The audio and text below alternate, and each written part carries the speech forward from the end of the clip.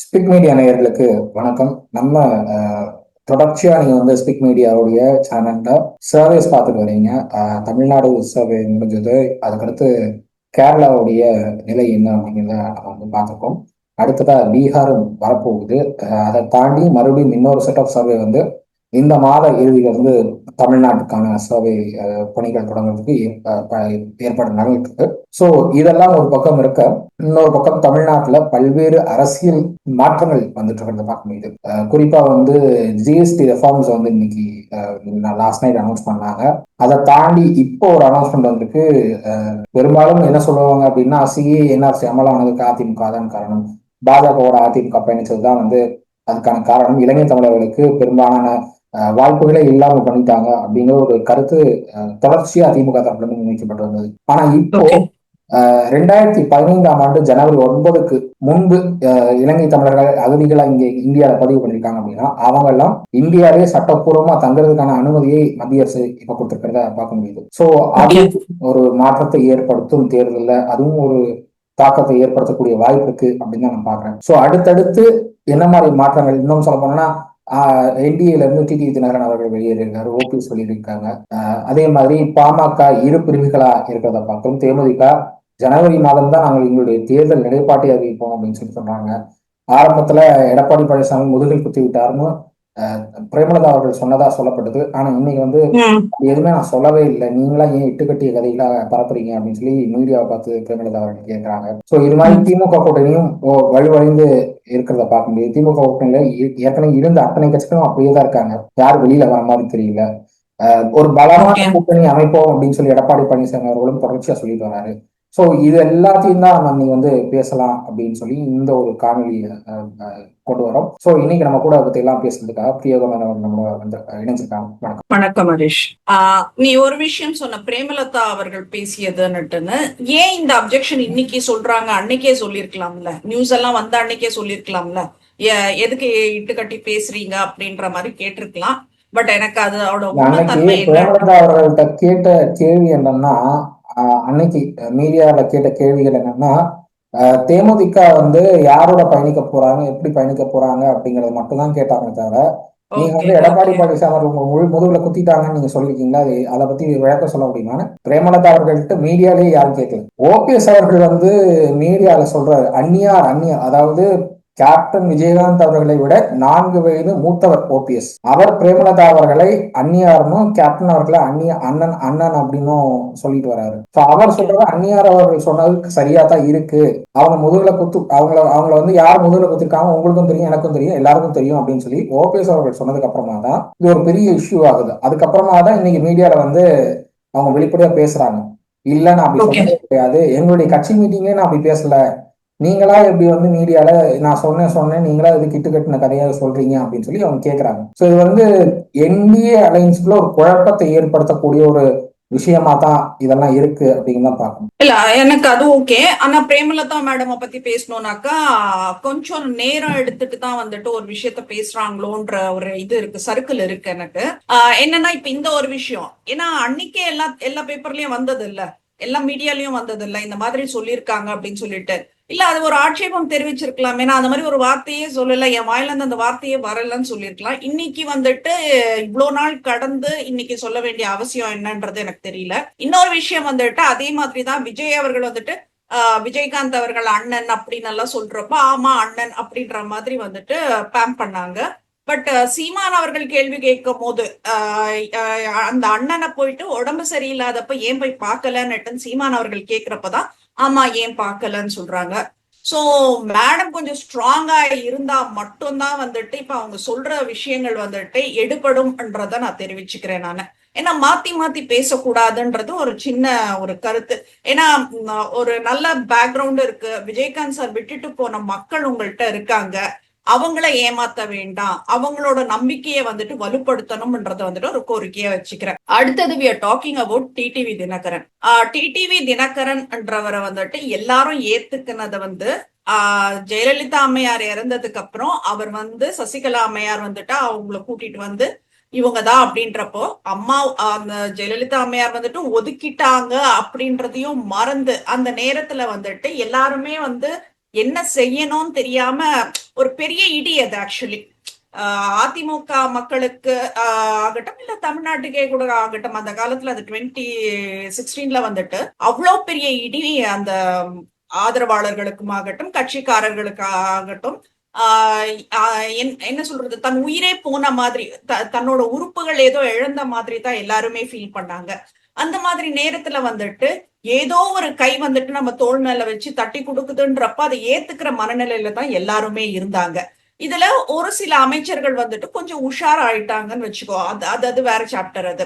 அப்போ டிடிவி தினகரன் அவர்களை வந்துட்டு ஜெயலலிதா அம்மையார் ஒதுக்கி வைத்திருந்தாலும் அதையெல்லாம் மறந்து அந்த அம்மாவோட இதுல இருந்தவர், லிங்க்ல இருந்தவர், அந்த அம்மா இருந்தப்ப கட்சியில இருந்தவர் அப்படின்ற மாதிரி ஏத்துக்கிட்டாங்க. சோ அந்த ஆப்பர்ச்சுனிட்டிய வந்துட்டு அவர் சரியா பயன்படுத்தலன்றதான் நான் ஆணித்தரமா சொல்லுவேன் நான். ஏன்னா ஒரு தலைவனா வந்துட்டு பாக்குறதுக்கு தான் வந்துட்டு மக்கள் கூடுவாங்க. எனக்கு வந்துட்டு ஜனங்கள் வந்துட்டு கிரவுட் அலர்ஜி அப்படின்னு சொல்றதாகட்டும், இல்ல ஒரு டிடிவி தினகரன் ஒரு தலைவனா மதிச்சு வந்துட்டு சில பேர் ஏதோ ஒரு விஷயம் இன்னாருக்கு தெரியக்கூடாது, இவருக்கு மட்டும் தான் அண்ணா அண்ணான்னு சொல்லிட்டு இருக்காங்க, இவருக்கு மட்டும்தான், இந்த அண்ணனுக்கு மட்டும்தான் விஷயம் தெரியணும்னு சொல்லிட்டு கன்வே பண்ற இடத்துல அவர் வந்துட்டு அவரோட பிஏ தான் எல்லாமே ஹேண்டில் பண்றாருன்றப்போ அந்த மாதிரி தலைவன் தேவையே இல்லையே. உங்களுக்கு டிடிவி தினகரன் அவர்கள் அவருடைய அரசியல் பாதை அப்படிங்கிறது அவர் என்னெல்லாம் ஸ்டெப்ஸ் எடுக்கிறார், கிட்டத்தட்ட வைகோ அவர்கள் எடுக்கிற அதே முடிவுகள் தான். எப்பெல்லாம் வந்து வெற்றி பெற முடியும்னு ஒரு சூழல் வருதோ அப்பெல்லாம் தவறான முடிவுகள் எடுக்கிறது தினகரன் அவர்களுடைய வாடிக்கையாவே இருப்பாங்க. ஏன்னா 2019 தனி கட்சி ஆரம்பிக்கிறது முடிவாகிடுச்சு. தனி கட்சி ஆரம்பிக்கிறது முடிவானதுக்கு அப்புறம் அதை பதிவு பண்ணிட்டார். பதிவு பண்ணதுக்கு அப்புறம் இடைத்தேர்தலில் மட்டுமே கண்டஸ்ட் பண்ணியிருந்தா இந்நேரம் அதிமுக அவர் கைக்கு வந்திருக்கும். ஏன்னா அதிமுகவை பொறுத்தவரை அன்னைக்கு வந்து இடைத்தேர்தலில் வெற்றி பெற்று ஆட்சியை தக்க வைக்க வேண்டும் அப்படிங்கிற ஒண்ணுதான் குறிக்கோளா இருந்தது. நாடாளுமன்ற தேர்தல் குறிக்கோள் கிடையாது அவங்களுக்கு 2019. தேர்தல் குறிக்கோள் அப்படிங்கிறது ஓபிஎஸ் அவர்களுக்கு மட்டும்தான் இருந்தது. ஏன்னா தன்னுடைய மகனை அவர் வந்து வேட்பாளரா நிறுத்திருக்காரு.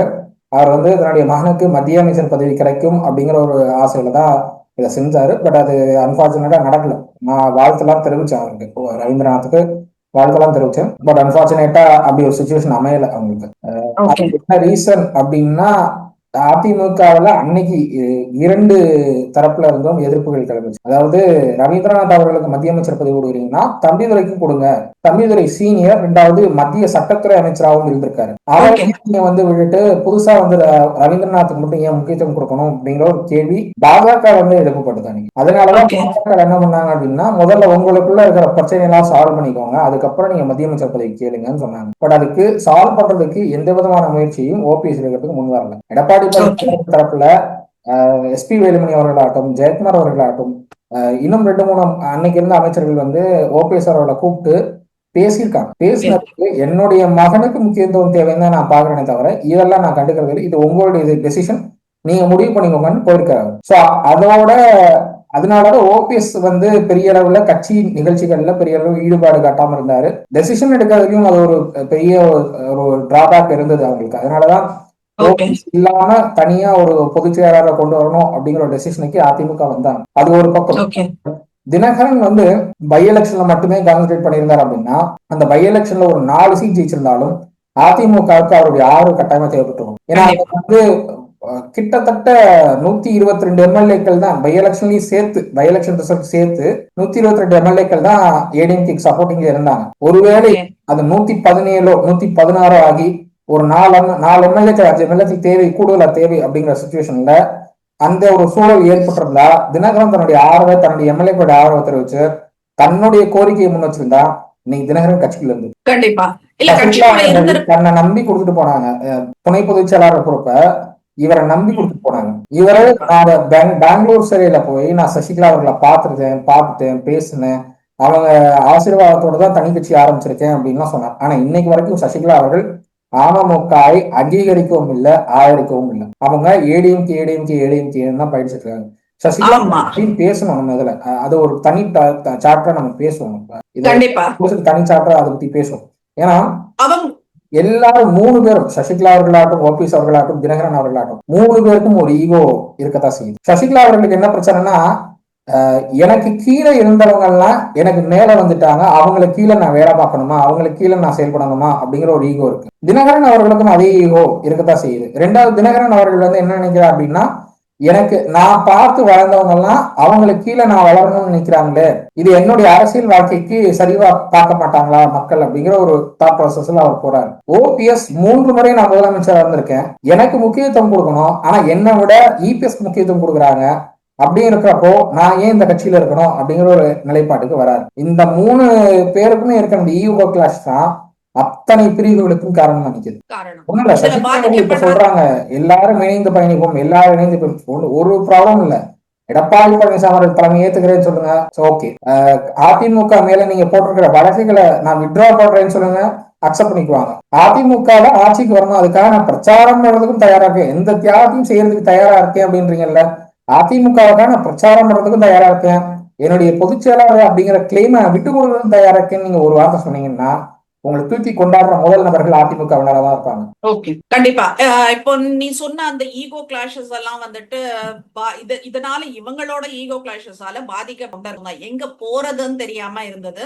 2016ல டிடிவி தினகரன் அவர்களுக்கு வந்துட்டு ஒரு முட்டையிடும் வாத்து ஆப்பர்ச்சுனிட்டி கிடைச்சது. அவர் வந்துட்டு வாத்தியே அறுத்துட்டாருன்றதுதான் நான் சொல்லுவேன் நானு. ஏன்னா வந்துட்டு தொண்டர்கள் எல்லாம் மதிக்கல அப்படின்றதுதான் நான் சொல்லுவேன். டிடிவியும் சசிகலா அவர்களும் எப்போ வராங்கன்னா 89, 90ல தான் வாய்ஸ் கார்டு வராங்க. அதுக்கு முன்னாடியே இபிஎஸ் கட்சியில இருக்காரு, இபிஎஸ் எம்எல்ஏ ஆயிட்டாரு. அதுக்கு முன்னாடி சேவல் சின்னத்துல நின்று எம்எல்ஏ ஆகி அவர் வந்து தனியா ஜெயலலிதா அவர்களோட பயணிக்கக்கூடிய ஒரு சட்டமன்ற உறுப்பினரா இருக்காரு. இவங்களுக்கு எல்லாம் அவர் சீனியர். ஆனா சில ஜெயலலிதா அவர்களோட பயணிக்கிறாங்க, அவங்களுக்கு உதவியா இருக்காங்கிறதுனாலதான் வந்து எடப்பாடி பழனிசாமி அவர்கள் என்ன பண்றாருன்னா சசிகலா அவர்களுக்கு கொடுக்க வேண்டிய மரியாதை கொடுக்கிறாரு. இன்னைக்கு வரைக்கும் சசிகலா அவர்களை வந்து எங்கேயும் தவறா பேசல. அவர் ஒரே ஒரு இடத்த மட்டும் சூரியனை பார்த்து நான் குறைப்பது போலன்னு நம்ம சொன்னார். அது ஏன் சொன்னார் அப்படின்னா, அதிமுக வந்து தோற்கும், அதிமுக தோற்கும் சொல்லி ஒவ்வொரு இடத்தையும் திருமதி சசிகலா அவர்கள் சொல்லிட்டு இருந்தாங்க. பிரிந்திருந்த அதிமுக தோற்கும். நீங்க வந்து தொண்டர்களை உற்சாகப்படுத்துறீங்கன்னா அதிமுக வெற்றி பெறும், எப்படிப்பட்ட சூழல் வந்தாலும் அதிமுக வெற்றி பெறுங்கிற அந்த ஒரு கருத்தை வந்து வலுவா முன்வைக்கணும். அப்பதான் தொண்டர்களை உற்சாகப்படுத்தும். அதைத்தான் சில ஜெயலலிதா அவர்கள் பண்ணாங்க. கிட்டத்தட்ட ஜானகி அம்மையார் பிரிவு, சில ஜெயலலிதா அவர்கள் பிரிவு அப்படின்னு கூறி 2 பிரிவுகளா இருந்தப்போ அதிமுக தலைமையில அபார வெற்றியை பெறும், திமுக ஆட்சி வீட்டுக்கு அனுப்புவேன்னாங்க சொல்லி ஜெயலலிதா. அதுதான் அவங்க பிரச்சாரமே வச்சது. கூட திருநாவுக்கரசு அவர்களை கூப்பிட்டு கேட்டீங்கன்னாலும் திருநாவுக்கரசு ரொம்ப வெளிப்படையா சொல்லுவார், அதுதான் அவங்க பிரச்சாரம். ஜானகி அம்மையாரை வந்து அவங்க தாக்கவே இல்லை, அவங்க தாக்கம் எல்லாமே திமுக. ஆனா நீங்க இங்க இருக்கிற என்ன பண்றாங்கன்னா திமுக அட்டாக் பண்றதை விட இபிஎஸ்ஐயும் அதிமுக அட்டாக் பண்ணிட்டு இருக்காங்க. இதுதான் வந்து இவங்க 3 பேருடைய சரிவுக்குமே காரணம். அதிமுகவுக்கான பிரதான முழக்கம் திமுக எதிர்ப்பு விட்டுட்டு நீங்க 3 பேரை எடப்பாடி பழனிசாமி எதிர்ப்பை வந்து முன்னெடுத்துட்டு போறீங்கன்னா உங்களுக்கான சரிவுகள் நீங்களாம் தேடிக்கிறீங்க. கண்டிப்பா கண்டிப்பா ஹரிஷ். இதுல வந்துட்டு இப்போ இன்னைக்கு சூழ்நிலை எப்படி இருக்குனாக்கா, அதிமுகவோட இணையறது வந்துட்டு சாத்தியம் இல்ல டிடிவி தினகரன் அவர்களுக்கு. இப்ப பிஜேபி தரப்புலயும் வந்துட்டு எதிர்பார்த்த ஒரு முக்கியத்துவம் கிடைக்கலன்னு புலம்ப ஆரம்பிச்சிருக்காங்க. அது ஒரு குற்றச்சாட்டா வச்சுட்டு தான் வெளியில வந்திருக்காரு. இப்ப இதனால வந்துட்டு இவருக்கு அரசியல் ஆதரவு குறையதான் செய்யும். ஏன்னா ஒரு 4-5 தம்பிங்க வச்சு இருக்காங்க, ஒரு குரூப் ஆஃப் தம்பிங்க இருக்காங்க சோசியல் மீடியால இவருக்காகன்னுட்டுன்னு வச்சுக்கோ. அந்த அவங்களையும் வந்துட்டு சரிவர இவர் வந்துட்டு இது பண்ணல, ஒரு ரெக்கக்னைஸ் கொடுக்கல அப்படின்றப்போ வந்துட்டு கொஞ்சம் கஷ்டமா தான் இருக்கு. இவ்வளவு நாள் பாடுபட்டு இருக்காங்க, அவங்களுக்கெல்லாம் வந்துட்டு ஒரு ரெகக்னைசேஷன் கொடுக்காமயே வச்சிருக்காருன்றது வந்துட்டு ரொம்ப கஷ்டமான ஒரு விஷயம். ஆனா இவருக்கு ஆதரவு கண்டிப்பா குறையும்ன்றத வந்துட்டு நான் சொல்றேன். ஏன்னா வலிமை கிடையாது. இப்போ நேற்றைக்கு பேட்டி கொடுக்கும்போது அந்த பேட்டி நேரங்கள்ல பாக்குறாரு, அவர் என்ன சொல்றாரு, துரோகம் தலைவரித்து அடைகிறது, திருத்துவாங்கன்னு நினைச்சேன், திருத்த விட்டுட்டாங்க, திருத்த தவறிட்டாங்க அப்படிங்கிற சொல்றாரு. யார் திருத்துவாங்கன்னு எல்லா கட்சியினரும் வைக்கிற ஒரே குற்றச்சாட்டு அதிமுகவை பாஜக தன் கைப்பாவியா வச்சுட்டு இருக்கு அப்படிங்கிற குற்றச்சாட்டு எல்லாரும் முன்வைக்கிறாங்க. திமுக இருக்கிற எல்லாரும் முன்வைக்கிறாங்க, திமுக கூட்டணி கட்சிகளும் முன்வைக்கிறாங்க. நீங்க அதே தான் எதிர்பார்க்கறீங்க.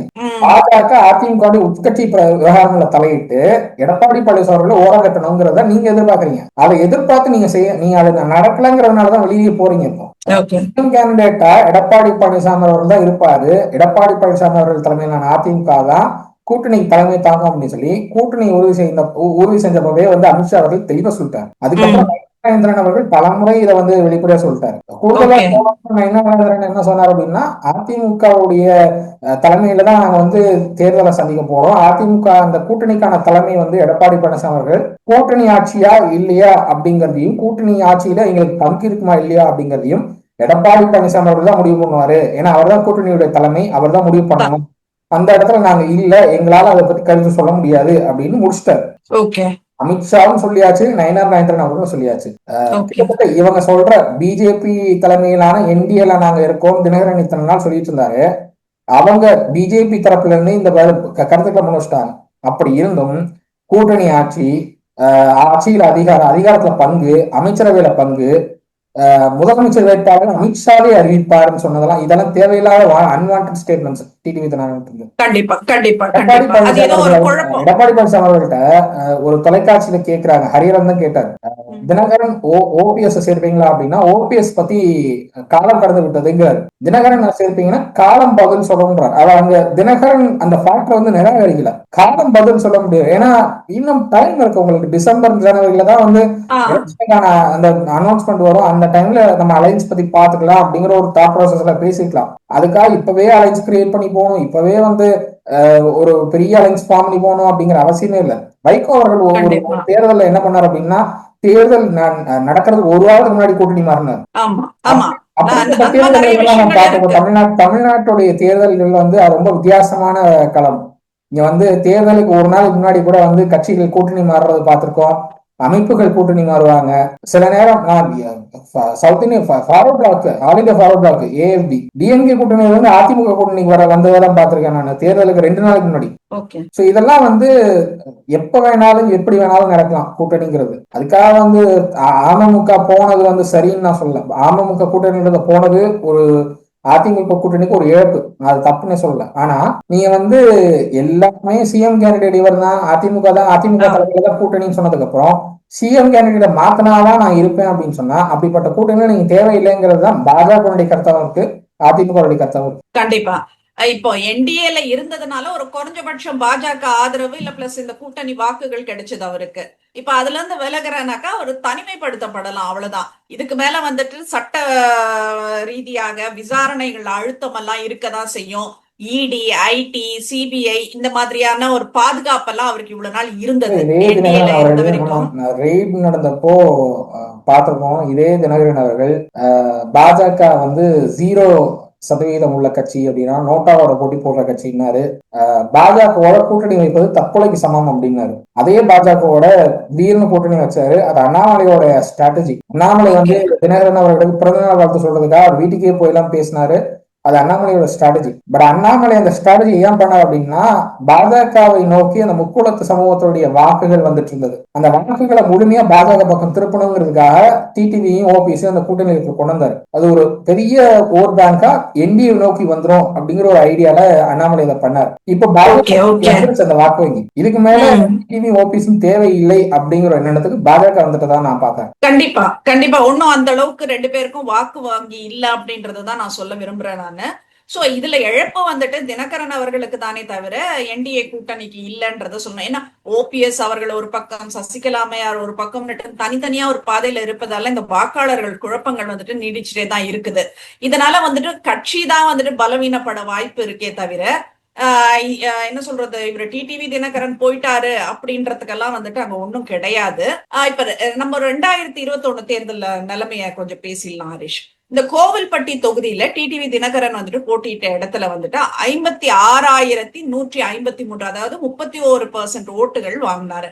ஏஐடிஎம்கேல வந்துட்டு 68,556 ஓட்டுகள் கிடைச்சது. சோ டோட்டல் அந்த வெற்றி வித்தியாசம் எவ்வளவு இருந்ததுனாக்கா 12,400, 12,400 ஓட்டுகள். தமிழகம் எங்கும் வந்துட்டு அமமுக வந்துட்டு சுமார் 2.35% வாக்குகளை, அதாவது 10 லட்சத்துக்கு மேல பெற்றது. இவ்வளவும் வாங்கி வந்துட்டு ஒரு சீட்டு கூட வந்துட்டு ஜெயிக்கலன்றதுதான் சொல்லணும். சோ இது ஒரு பாயிண்ட் இருக்கு ஏஎம்எம்கேக்கு. இன்னொன்னு பேசுறது வந்துட்டு முக்குலத்தோர் சமூக வாக்குகள்னு பேசுறாங்க. இப்ப தினகரன் அவர்களுக்கும் ஆகட்டும், ஓபிஎஸ் அவர்களுக்கும் ஆகட்டும், முக்குலத்தோர் சமூகத்துல ஒரு பெரிய ஆதரவு, ஒரு அடித்தளமே இருக்குன்னு தான் சொல்லுவேன் நான். 2021 இந்த வாக்குகள் வந்துட்டு ஏஐடிஎம்கே பிஜேபி கூட்டணியுடன் முழுமையா சேராம பிளவுபட்டு அது எல்லாமே வந்துட்டு டிஎம்கே கூட்டணிக்கு தான் போச்சு. பல இடங்கள்ல மறைமுகமா ஆதரவாச்சு அது. இப்போ தினகரன் அவர்கள் வந்துட்டு என்டிஏல இருந்து வெளியேறதுனால அந்த வாக்குகள் முழுசும் கூட்டணிக்கு செல்லும் வாய்ப்பு இல்ல. அது அந்த ஒரு டிராபேக் மட்டும் தான் அந்த இடத்துல இருக்கும். அதிமுக அந்த வாக்குகள் வந்திருக்காது. ஏன்னா தினகரன் தரப்புல இருக்கிற அந்த அமமுக வாக்கு வங்கிங்கிறது எடப்பாடி பழனிசாமி எதிர்ப்பு தான், அவருடைய இபிஎஸ் எதிர்ப்பு தான் அவருடைய வாக்கு வங்கி. நீங்க வந்து எதிர்ப்பு வாக்குகள் எல்லாம் வந்து பிஜேபியோட சேர்த்துக்கிட்டு இந்த கூட்டணிக்கு வரும்னா வராது. அது வர வைக்கணும் அப்படின்னா அதுக்கு ஒரு ஸ்ட்ராட்டஜி தனியா போடணும். அதை பண்றதுக்கு பாஜகவால முடியாது. நான் நேற்று கூட என்னுடைய ட்விட்டர் பக்கத்துல அதான் பதிவு பண்ணிருக்கேன். எதிர்ப்பு வாக்குகள் தான் வந்து தினகரனுடைய வாக்குகள். அந்த எதிர்ப்பு வாக்குகளை வந்து அதிமுக கொடுக்க மாட்டாங்க, அவங்க ஓட் பண்ணவே மாட்டாங்க. நீங்க எவ்வளவு கூட்டணி வச்சாலும் அம்மாவுடைய தொண்டர்கள் ஒற்றுமையா இருக்கணும்னு தினகரன் சொன்ன அந்த வார்த்தையே மறுபடியும் சொல்லி அவர் கூட்டணிக்கு வந்தாலும் அந்த வாக்குகள் அதிமுக கிடைக்காது. ஏன்னா அதான் எதிர்ப்பு வாக்குகள். தினகரன் கூட இருக்கிற எல்லாரும் எடப்பாடி பழனிசாமி அவர்களை வெறுப்பவர்கள். ஓகே, யாருமே அதிமுக ஜெயிக்கணும்னு நினைக்க மாட்டாங்க. அதுவும் எடப்பாடி பழனிசாமி அவர்கள் தலைமையிலான அதிமுக ஜெயிக்கணும்னு யாரும் நினைக்க மாட்டாங்க. ஓகே ஓகே 2021 தேர்தல்ல வந்துட்டு அமமுக வந்துட்டு ஒரு தனி கட்சியா போட்டியிட்டாலும் அது குறிப்பா வந்துட்டு தென் மாவட்டங்கள் சொல்லலாம். மதுரை, தேனி, தூத்துக்குடி, விருதுநகர், ராமநாதபுரம், சிவகங்கை இதுல எல்லாம் வந்துட்டு நல்ல அளவுல வாக்குகளை பெற்றாங்க அப்படின்றதுதான் சொல்லணும். சோ இதுல எல்லாம் வந்துட்டு ஏஐடிஎம்கே போக்கஸ் பண்ணாக்க கொஞ்சம் பெட்டரா இருக்கும் இந்த சமயத்துலன்றதுதான் முக்கியமான விஷயம். இப்போ என்ன சொல்றது, இது செதறி போகுமா, முக்குலத்தோர் இது என்ன ஆகும், அந்த மாதிரி யோசிப்பெல்லாம் விட்டுட்டு மேற்கொண்டு எந்தெந்த இடம் எல்லாம் நம்ம டார்கெட் பண்ணணும் அப்படின்னு ஒவ்வொரு கட்சியும் வந்துட்டு சிந்திச்சு பண்ணினாங்க. நீங்க வந்து ஓபிஎஸ் தரப்புலையும் சரி, தினகரன் அவர்கள் தரப்புலையும் சரி, சசிகலா அவர்கள் தரப்புலையும் சரி, அதே மாதிரி திமுக தரப்புலையும் சரி, 4 தரப்புலையும் வந்து அதிமுக எப்படி ப்ரொஜெக்ட் பண்றாங்கன்னா முக்குலத்தோர் சமூகத்திற்கு எதிரான கட்சி அப்படின்னு ப்ரொஜெக்ட் பண்றாங்க. அதிமுகவுல தென் மாவட்டத்துல 80% பேர் முக்குலத்த சமூகத்தை சேர்ந்த நிர்வாகிகள். இந்த 80% நிர்வாகிகளும் முக்குலத்த சமூகத்தை சேர்ந்தவர்கள் தான். முக்குலத்தவர்களை யாருமே வந்து ஒதுக்கல. நீங்க வந்து ஓபிஎஸ் வந்து 3 முறை முதலமைச்சர் ஆகியிருக்காங்க. 3 முறை எப்படி முதலமைச்சர் ஆனாரு? சசிகலா அவர்களுடைய ஆதரவாளர். அதே சசிகலா கொலைகாரின்னு சொன்னதும் ஓபிஎஸ் தான். சசிகலா அவர்களை வந்து கட்சியை விட்டு நீக்கினாதான், தினகரன் அவர்களை கட்சியை விட்டு நீக்கினாதான் நான் என்னுடைய ஃபேக்ஷனை வந்து ஏடிஎம்கேல இணைப்பேன்னு சொன்னது ஓபிஎஸ். 2021 தேர்தல் வரைக்கும் சசிகலா அவர்கள் வந்து கொலை குற்றவாளி, அவங்கதான் சொல்லி ஜெயலலிதா அவர்களை கொன்னாங்க, இதுக்காக ஆணையம் அமைக்க சொன்னேன்னு பேசிட்டு இருந்தவரு 2021 தேர்தல் நெருங்கும் போது அந்த விசாரணை நேரத்துல ஆஜராகிட்டு சின்னம்மா மேல எனக்கு எந்த விதமான கோபமும் இல்லை, எந்த விதமான அதிருப்தியும் இல்ல, அவங்க மேல பழி வந்துடக்கூடாதுன்னு தான் அந்த ஆணையம் அமைக்க சொன்னேன்னு ஒரு பல்ட்டி அடிச்சாரு. ஆனா அதே ஓபிஎஸ் தான் 2017 தர்மயுத்தம் நடத்தும் போது ஊடகங்கள்ல பேசினார், சசிகலா அவர்களை பத்தி நான் 10% சொல்லியிருக்கேன், இன்னும் 90% அப்படின்னாரு. இன்னமும் சொல்லல அது 90% என்னன்றது. இப்ப வந்து அவருக்கு என்ன தேவைன்னா கம்யூனிட்டி ஆதரவு தேவை. அவர் வந்து கம்ப்ளீட்டா பொலிட்டிக்கல் ஆர்ஃபன் ஆயிட்டார். அவர் வந்து பொலிட்டிக்கலா எந்த சப்போர்ட்டும் கிடையாது. பாஜக ஆதரவாக தான் இவ்வளவு நாள் சஸ்டெயின் ஆகிட்டு வந்தார். பாஜக ஆதரவும் இல்லை அப்படிங்கிறப்போ கம்ப்ளீட்டா பொலிட்டிக்கல் ஆர்ஃபன் ஆயிட்டார். இப்ப வந்து அவருக்கு தேவைங்கிறது இந்த சமூக வாக்கு. இந்த சமூக வாக்குக்காக மறுபடியும் சசிகலா அவர்கள் காலில் போய் விழுறதுக்கும் தயாரா தான் இருப்பார். அதுல வந்து எந்த விதமான மாற்று கருத்தும் இல்லை. எந்த சசிகலா அவர்கள் வேணாம்னு இவர் சொன்னாலும் அந்த சசிகலா அவர்களை தான் போய் பார்ப்பார். ஏன்னா இவருக்கு அந்த வாக்கு வங்கியை வச்சுக்கிட்டு அரசியல் பண்ணா மட்டும்தான் அதிமுகக்குள்ள வர முடியும்னு யாரோ ஒருத்தர் சொல்லிட்டு இருக்காங்க. அது யாரும் எனக்கு தெரியும். 10% இடஒதுக்கீட்டை கொடுத்ததுக்காக எடப்பாடி பழனிசாமி அவர்கள் எதிர்க்கிற ஒரு அரசியல் விமர்சகர், அவர் வந்து இப்ப கூட உங்களுக்கு கூட வாட்ஸ்அப்ல ஏதோ அனுப்பிச்சிருந்தாரு, நீங்க கூட அதுக்கு ரிப்ளை எல்லாம் பண்ணிருந்தீங்க. அவருக்கு இதெல்லாம் பண்ணிட்டு இருக்காரு. அவர் தான் சீமானையும் அண்ணாமலையும் சந்திக்க வச்சு ஒரு பெரிய மாபெரும் அலைன்ஸ் கட்டமைக்கணும் அப்படின்னு சொல்லி பிளான் பண்ணு. சீமானுடைய வாக்குகள் என்டிஏக்கு எதிரான வாக்குகள், அந்த வாக்கையும் என்டிஏவுடைய வாக்கையும் ஒன்னா சேர்த்து ஒரு அலைன்ஸ் ஃபார்ம் பண்ணா என்டிஏ 30-35% அடிச்சிடும் அவர் அசால்ட்டா சொல்லிட்டு இருக்காரு. இப்போ 4 நாளைக்கு முன்னாடி அதே ஆள் வந்து என்ன சொல்றாரு அப்படின்னா சீமானுக்கு 17% வாக்கு வங்கி வருங்கிறாரு. சீமானுக்கு வாக்கு வங்கி வரது பிரச்சனை இல்லைங்க, அது எப்படி வரப்போகுது அதுதானே பாயிண்ட். அங்க ஒரு பக்கம் விஜய், இன்னொரு விஜய டார்கெட் பண்ற சீமா, அது ரொம்ப நல்ல விஷயம். ஏன்னா புதுமுக வாக்காளர்கள் வந்து நாம் தமிழர்ல அதிகம் இருக்காங்க, இளைஞர்கள் நாம் தமிழர்ல அதிகம் இருக்காங்க. அந்த அந்த வாக்குகள் தக்க வச்சுக்கணும். அப்போ விஜய் டார்கெட் பண்ணணும். டார்கெட் பண்ணா மட்டும்தான் அவரால் வந்து அந்த வாக்குகளை தக்க வைக்க முடியும். ரொம்ப Yeah. சாதுரியமா அந்த அட்டாக் பண்ணிட்டு இருக்காரு சீமான் அவர்கள் விஜயா. Okay. அந்த வாக்குகளை தாண்டி புதுசா வாக்குகளை அவர் எப்படி வாங்க போறாரு? அதுக்கான ஐடியாவே இல்லையா? அதுக்கான எந்த விதமான ஸ்ட்ராட்டஜியும் அவர்கிட்ட இல்லையா? அப்படி இருக்கிறப்ப அந்த 8% 7% ஆகுனால 9% ஆகுமானே சொல்ல முடியாது. 10% கிராஸ் பண்றதே கஷ்டம். எனக்கு தெரிஞ்சு மும்முனை போட்டி இப்போ பெரும்பாலான தொகுதிகள்ல மும்முனை போட்டி நடவுது நான் பார்க்கிற வரைக்கும். சிட்டி ஏரியாக்கெல்லாம் தாவேக நல்ல வளர்ச்சி கொடுத்துட்டு இருக்காங்க. கிராமப்புறங்கள் எல்லாம் வந்துட்டு அதிமுக திமுக இடையில தான் போட்டி இருந்துட்டு இருக்கு. இந்த ஃபேக்ஷன்ஸ் எல்லாம் போட்டியே கிடையாது. இவங்க எல்லாம் அமமுகவும் சரி ஓபிஎஸும் சரி சசிகலா அவர்களும் சுத்தமா ஆகவே இல்லை.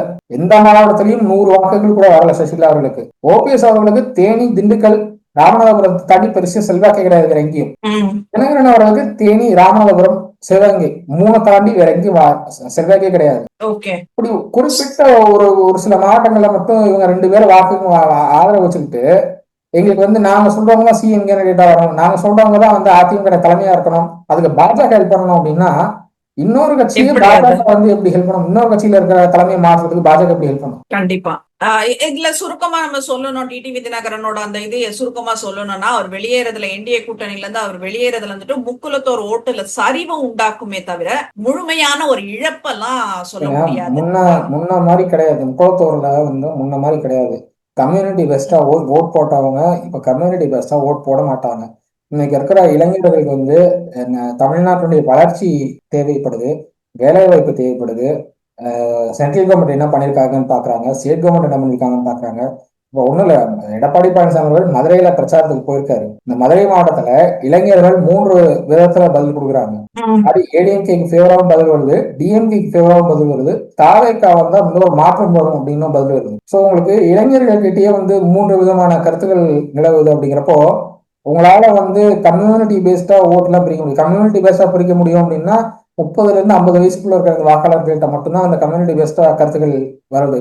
அவங்ககிட்ட வேணா நீங்க வந்து கம்யூனிட்டி பெஸ்டா வாங்கலாம். பட் எத்தனை பேர் வந்து இரட்டை இலைக்கு வாக்கு செலுத்துற எத்தனை பேர் உங்களுக்கு வாக்களிக்க போறாங்க? இந்த இரட்டை சிம்பிள் வந்து ஏடிஎம்கேக்கு ஒரு பெரிய வரப்பிரசாதம் நான் சொல்றேன். இந்த சிம்பிளுக்கு வாக்களிச்சு யாரும் வேற சிம்பிளுக்கு வாக்களிக்க தோணாது.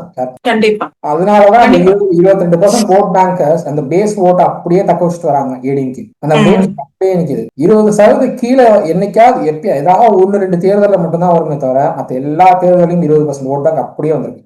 96லயும் எவ்வளவு பெரிய சரிவுகள் இருந்தாலும் இந்த 20% ஓட் பேங்க் அப்படியே வந்திருக்கு. ஏன்னா அதுதான் பேஸ் ஓட். அது தொண்டர்கள் கட்சியினுடைய அந்த பரம்பரையா நாங்க ஏடிஎம்கே ஓட் பண்றோம் சொல்றவங்க இவங்கெல்லாம் அந்த 20% ஓட் பேஸ்ல வந்துடுறாங்க. நீங்க வந்து பணம் கொடுத்தாலும் பதவி கொடுத்தாலும் என்ன கொடுத்தாலும் வேற கட்சிக்கு போக மாட்டாங்க. ரெட்டையில ஏடிஎம்கே எம்ஜிஆர் ஜெயலலிதா எடப்பாடி பழனிசாமி அதை தாண்டி வேற ஒரு தலைமை வந்து அந்த தலைமைக்கும் விசுவாசமா இருப்பாங்க தவிர இவங்க வேற கட்சிக்கு போக மாட்டாங்க. இந்த 20% 30-35% கொண்டு போறதுங்கிறது அந்த தலைவருடைய கரிஸ்மேட்டிக் இது பிரச்சாரங்கள், அதை தாண்டி வந்து அவருடைய பேச்சாற்றல், அதை தாண்டி கூட்டணி பலம், இதெல்லாம் தான் 30-35% மேல கொண்டு போகும். இந்த 20% 35% திமுகவுடையும் இதான் நடக்குது. திமுகவுடைய ஓட் பேஸ் 25% தான். 20% மேல திமுக ஓட் பேஸே கிடையாது. அதுக்கு மேல போறது அப்படின்னா கருணாநிதி அவர்கள் இருந்தப்போ கருணாநிதி அவர்கள் தலைமையிலான திமுக ரொம்ப வலிமையான திமுக. அவருடைய கரிஸ்மேட்டிக்காக அவருடைய பேச்சாற்றலுக்காக அதுக்கப்புறம் இருக்கிற அந்த 2ஆம் கட்ட தலைவர்களுடைய தனிப்பட்ட செல்வாக்கு கூட்டணி பலம் இதெல்லாம் தான் 30-35% கொண்டு போச்சு திமுக. தான் வந்து அது உங்களுக்கு இதுதான் தலைவர்களுடைய செல்வாக்கை வந்து நிரூபிக்கிற தேர்தல். சட்டமன்ற தேர்தலும் தலைவர்களுடைய செல்வாக்கை நிரூபிக்கிற தேர்தல். நாடாளுமன்ற தேர்தல் கிடையாது. நாடாளுமன்ற தேர்தல்ல 20% அதிமுக வந்துட்டாங்க. 7 தொகுதியில வந்து டெபாசிட் போயிடுச்சு. 96ல வந்து 10% தான் வந்தாங்க. 10 தொகுதியில் இருந்தாங்க, 10% தான் வந்தாங்க ஏடிஎம்கே. 10 தொகுதியில இருந்தாங்க. 20 தொகுதி 29 தொகுதியை வந்து காங்கிரஸ் தூக்கி கொடுத்தாங்க ஏடிஎம்கே. 10% தான் வந்துச்சு ஏடிஎம்கேக்கு. 10 தொகுதி ஒரு தொகுதி 1% தான் கணக்காப்போ எவ்வளவு பெரிய சரிவா இருந்திருக்கும். 96ல 98ல அதை மீறி வந்தாங்க. 99 இன்னும் பெரிய அளவுல சாதிச்சாங்க. 2000 ஆட்சிக்கு வந்தாங்க அதிமுக. தோல்வியில இருந்து உங்களுக்கு வந்து படிப்படியாக தான் மீண்டு வருவாங்க அதிமுக. உடனே எடுத்த வேகத்திலேயே வந்து 30%ல இருந்து 50% வந்து வரலாறே கிடையாது அதிமுக. 2006ல தோல்வினா 2009ல அதை விட பெரிய சரி ஓட் பேஸ்ல. 2004ல பெரிய ஓட் பேஸ். 2006ல அது கொஞ்சம் கூடுச்சு. 2009ல அதை லைட்டா கூடுச்சு. 2011ல பெரிய வெற்றி. இதுதான் வந்து அதிமுக வரலாறு. இது தெரியாம எத்தனை பேர் பேசிட்டு இருக்காங்கிறத நான் பாத்துட்டு இருக்கேன். ரொம்ப நாளா பாத்துட்டு இருக்கேன். பல அரசியல் விமர்சகர்கள் வந்து அதிமுக போச்சு. 2021 சட்டமன்ற தேர்தலில் சர்வே எடுக்க போகும்போது என்கிட்டயும் பல பேர் சொன்னாங்க 30 தொகுதி தாண்டாது, 20 தொகுதி தாண்டாது, எடப்பாடி பழனிசாமி தலைமையில அதிமுக தோற்கும், 220 230 சீட்ல டிஎம்கே வந்துரும்னா கிடையவே கிடையாது. அந்த கூட்டணி பலம் அதிமுகவுக்கு இருக்கிற பேஸ் ஓட்டு 20% பேஸ் ஓட்டு, அதை தாண்டி அவங்களுக்கு இருக்கிற தனிப்பட்ட செல்வாக்கு, அமைச்சர்கள் அன்னைக்கு இருந்த அமைச்சர்களுக்கு இருந்த தனிப்பட்ட செல்வாக்கு இன்னைக்கும் அந்த செல்வாக்கு அப்படியே தான் இருக்கு. செங்கோட்டையன் அவர்கள் தனியா போகலாம், செங்கோட்டையன் தனியா போறதுனால செங்கோட்டையன் பின்னாடி எத்தனை பேர் போவாங்க? யாரும் போக மாட்டாங்க. யாரும் போக மாட்டாங்க. ஒரு 10 பேர் போகலாம், அவ்வளவுதான். கிட்டத்தட்ட வைகோ திமுக இருந்து பிரிஞ்சப்ப என்ன சுச்சுவேஷன் இருந்தோ அதே சுச்சுவேஷன் தான் செங்கோட்டையன் போனாலும் இருக்க போகுது. அதிமுக ஓட்டு போடுறவங்க அதிமுக தான் போடுவாங்க, அதை தாண்டி வேற கட்சிக்கோ இல்ல வேற அமைப்புக்கோ போட்டு வரலாறே கிடையாது. கண்டிப்பா. இப்ப அடுத்தது வந்துட்டு நம்ம விஜய் அவர்களை பத்தி பார்க்கலாம். ஏன்னா அவர் புதுமுகம் இல்லையா அரசியலுக்கு. சோ அவரோட இது எப்படி இருக்கும்ன்றது அப்படின்றத நான் சொல்ல வரேன்னாக்கா, டிஎம்கே ஏடிஎம்கே இது வந்துட்டு பழைய திராவிட கட்சிகள், இதுக்கெல்லாம் அப்பாற்பட்ட ஒரு புதிய இயக்கம் அப்படின்றதுனால இந்த நியூ ஜெனரேஷன் கட்சின்னுட்டுன்னு இதை சொல்லிக்கலாம் இந்த டிவிகேவை. இது புதுசு. இதுக்கு முன்னாடி வந்துட்டு அவங்களுக்கு பர்சனல் விஷயங்கள் எல்லாம் நிறைய தெரியாது, இவர் என்னென்ன பண்ணிருக்காருன்றது தெரியாது, இவரோட பிளஸ் மைனஸ் எல்லாம் தெரியாது. சினிமால பார்த்தாங்க அவ்வளவுதான், முடிஞ்சிச்சு அப்படின்றதுதான். சோ விஜய் அவர்கள் மீது இளைஞர்கள் ரசிகர்கள்னுட்டுன்னா ஒரு உணர்ச்சி சார்ந்த வாக்கு பலம் இருக்கு அப்படின்றத சொல்லுவேன். அரசியல்ல பழைய கட்சிகள்ல அது வாக்கு பலம் கிடையாது, சப்போர்ட் எடுத்துக்கலாம். சப்போர்ட், ஓகே, சப்போர்ட் எடுத்துக்கலாம். சினிமா சார்ந்த ஃபேன் பேஸ்ங்கிறது வேற, அரசியல் சார்ந்த ஆதரவுங்கிறது வேற. கமலஹாசன் அவர்கள் இப்பதான் தெரிஞ்சுக்கிட்டாரு. கமலஹாசன் அவர்கள் இப்பதான் தெரிஞ்சுக்கிட்டாரு. அதைத்தான் வந்து மீடியால சொன்னாரு. எனக்கு பெரிய ஃபேன் பேஸ் இருக்கு, ஆனா அந்த ஃபேன் பேஸ் எல்லாம் ஓப்பன் மாறலங்கிறது எனக்கு 8 வருஷம் கழிச்சு இப்பதான் புரியுது. கரெக்ட். அதுதான், ஏதோ ஒரு நம்பிக்கையில வந்து இறங்குறாங்க. பட் ஆனா வந்துட்டு இது எந்த அளவுக்கு ஒர்க் அவுட் ஆகும்ன்றது தெரியல.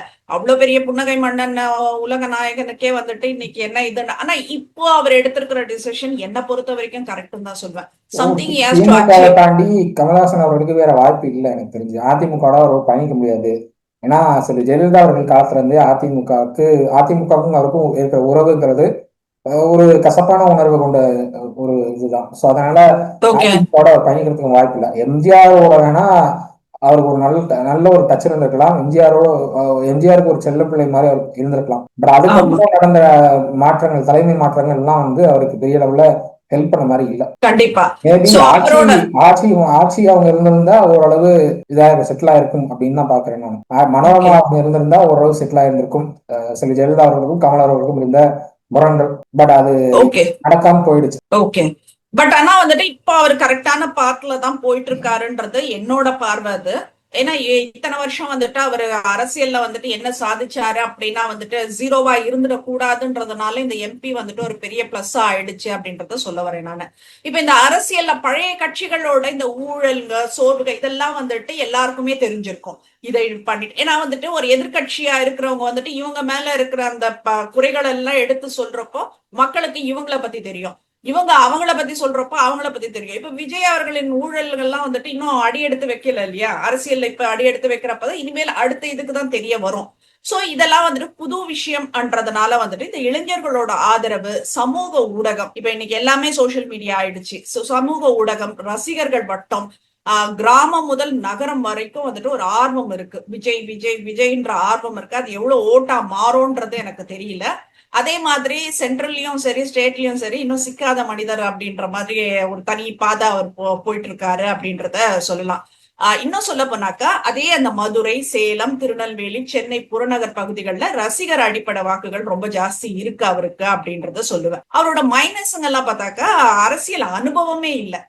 இப்ப வரைக்கும் ஹோம்ஒர்க் மட்டும் தான் செஞ்சிட்டு இருக்காரு. ஒரு இது அரசியல் நிகழ்ச்சி நடத்துற இடத்துல ரேம்ப் வாக் என்னத்துக்கு பண்றாருன்னு தெரியல. சினிமாத்தனமா இருந்தது அந்த மாநாடு கூட. இது ஒரு அரசியல் மாநாடு மாதிரி எங்களுக்கு தெரியல. அது ஜனநாயகன் படத்தோட கிளைமேக்ஸ் தான் வந்துட்டு ஷூட் பண்ணிட்டு இருக்காருன்ற மாதிரி தான் எங்களுக்கு இருந்தது. பவுன்சர்ஸ்ங்க எல்லாம் வந்துட்டு அவங்க எல்லாம் ரசிகர்கள்ப்பா, உனக்கு ஓட் போட போறவங்க. அவங்கள தூக்கி தூக்கி விசிறி அடிச்சு அவங்களுக்கு கைய கால உடைச்சிருந்தாக்க யார் பொறுப்பேற்றுக்க முடியும்? நீங்க காசு கொடுப்பீங்களா அவங்களுக்கு வைத்தியத்துக்கு அப்படின்ற ஒரு கேள்வி வருது. இன்னும் சொல்ல போனா வந்துட்டு நிறைய பேருக்கு வந்துட்டு அங்க நிறைய ஒரு கசப்பான அனுபவங்கள் எல்லாம் நடந்திருக்கு அப்படின்றத சொல்லணும். ஒருத்தர் வந்துட்டு போனவர் உயிருடனே இல்ல அப்படின்ற விஷயங்கள் எல்லாம் கூட வந்திருக்கு. கூட்டிட்டு போனவர் வந்துட்டு அமைதியா இருக்காரு. அந்த மனுஷனுக்கு என்ன ஆச்சுன்னு தெரியாத அளவுக்கெல்லாம் இருக்கு. இப்போ நிர்வாக அனுபவம் இல்ல, பாராளுமன்றம் சட்டசபையில வந்துட்டு பிரதிநிதித்துவமும் இல்ல. அந்த ஒரு ஃபேம், செலிபிரிட்டி அப்படின்றத வச்சு வந்துட்டு அரசியல்ல ரொம்ப நாள் நிலைச்சிருக்க முடியாது.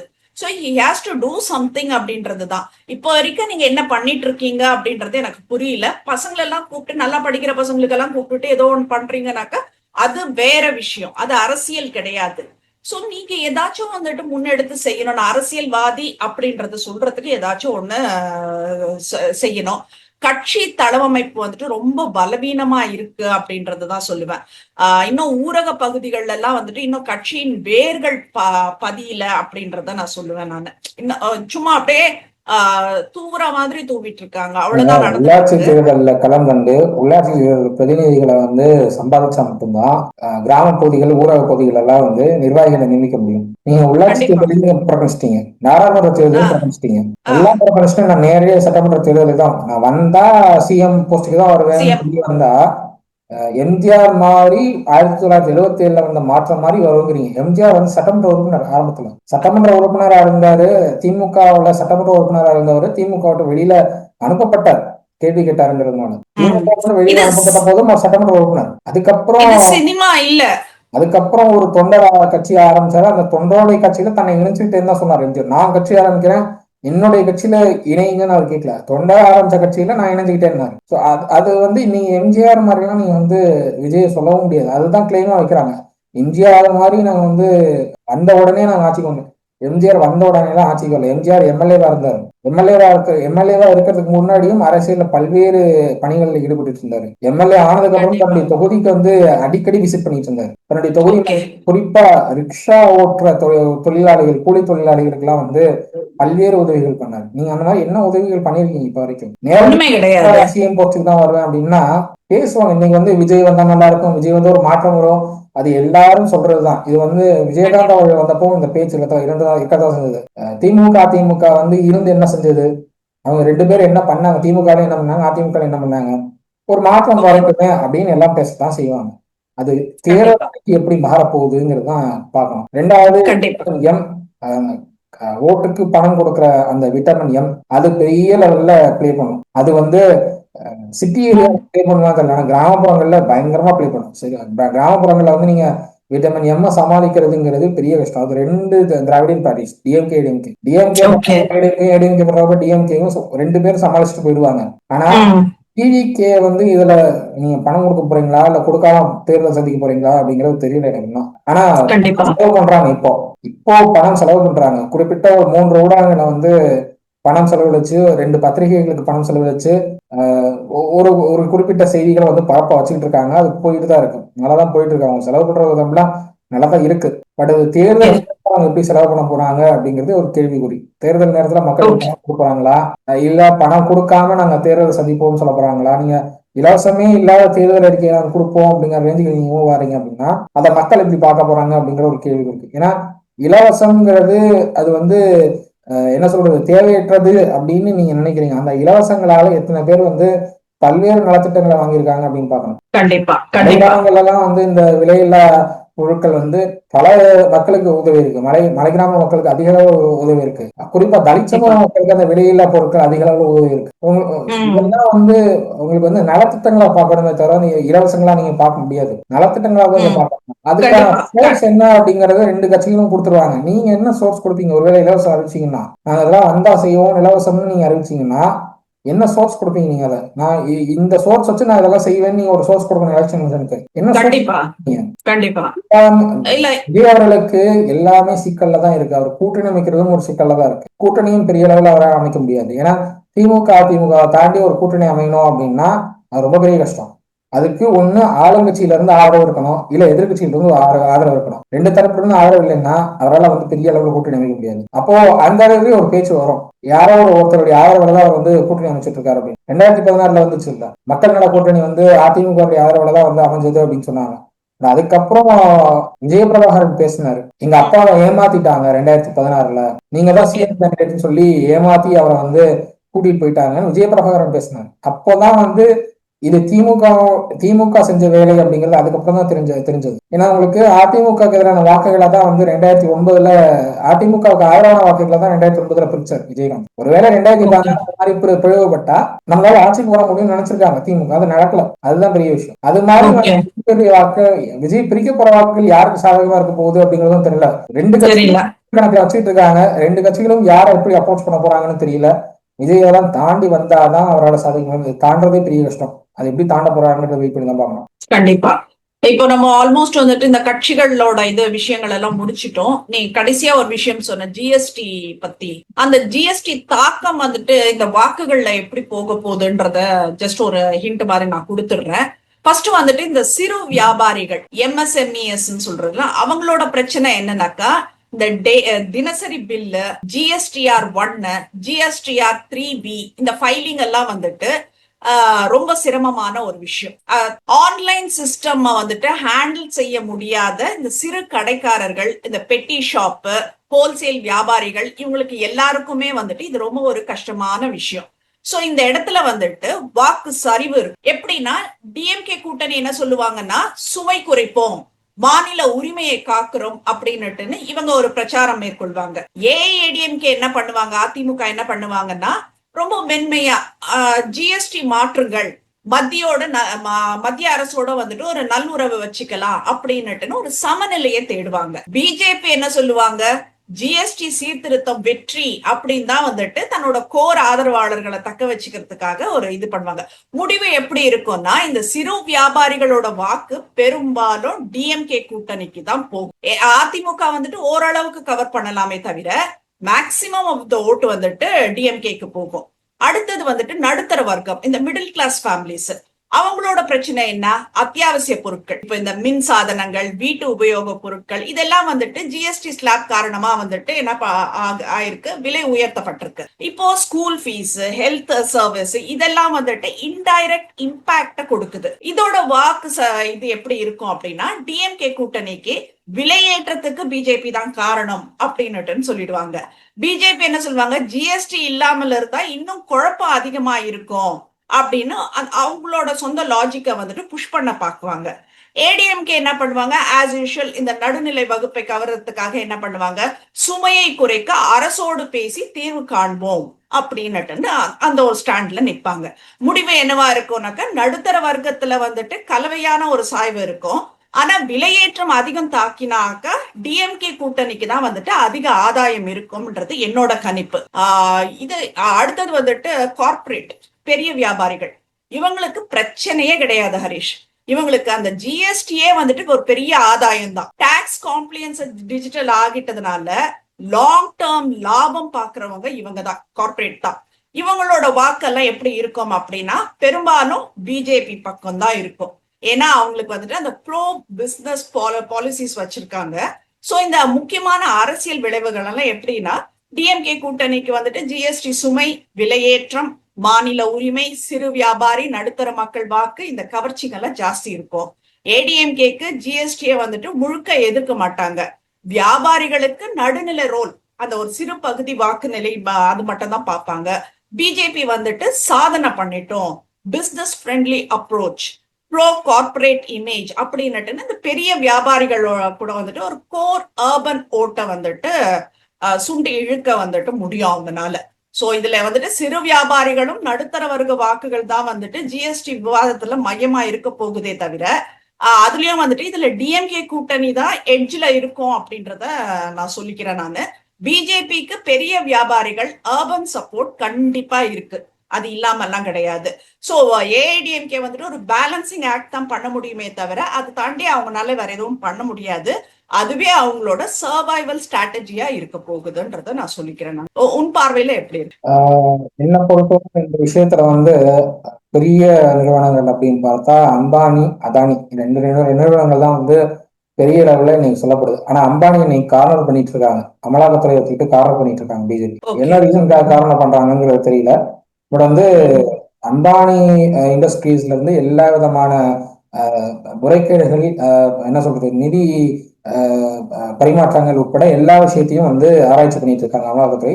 ஓரளவு கார்னர் பண்ணிட்டாங்கன்னு தான் நான் பாக்குறேன். பெரிய அளவுல கார்னர் பண்ணிருக்காங்க, பெரிய விஷயங்கள் மாற்றிருக்குன்னு தான் நான் பாக்குறேன். சோ பெரிய நிறுவனங்களுக்கு ஆதரவா பாஜக இன்னைக்கு இல்ல அப்படின்னு தான் நான் பாக்குறேன். அண்ட் நேற்றுக்கு அறிவிச்சிருக்கிற இந்த ஜிஎஸ்டி விலக்குகள் அப்படின்னு பார்த்தோம்னா, நீங்க சொன்ன அந்த நடுத்தர மக்களுக்கு அதிகம் பாதிக்கப்படக்கூடிய அன்றாட பொருட்களுக்கான ஜிஎஸ்டி அப்படிங்கிறது குறைஞ்சிட்டாங்க. 18% 5% குறைச்சிருக்காங்க. Hair oil, shampoo, toothpaste, soap bar, toothbrush, shaving cream, அதே மாதிரி கீ, வெண்ணெய், சீஸ், எல்லா இதுக்கெல்லாம் வந்து குறைச்சிருக்காங்க. அதே மாதிரி சாப்பிட்ற அந்த தின்பண்டங்கள், பேக்கிங் செய்யப்பட்ட தின்பண்டங்கள், பாத்திரங்கள், குழந்தைகளுக்கான பாட்டில்கள், நாப்கின்கள், டயப்பர்கள், இதுக்கெல்லாம் வந்து ஜிஎஸ்டி 5% குறைச்சிருக்காங்க. தையல் இயந்திரத்துக்கான ஜிஎஸ்டி, அதோடைய பாகத்துக்கான ஜிஎஸ்டி எல்லாம் வந்து 5% குறைச்சிருக்காங்க. இதுல முக்கியமான விஷயம், நடுத்தர மக்களை வந்து அதிகம் ஈர்க்கக்கூடிய ஒரு விஷயம் என்னன்னா லைஃப் இன்சூரன்ஸ். லைஃப் இன்சூரன்ஸ் வந்துட்டு 18% ஜிஎஸ்டி இருந்தது, அதை நல்லாக்கிட்டாங்க, 0 ஆக்கிட்டாங்க இன்னைக்கு.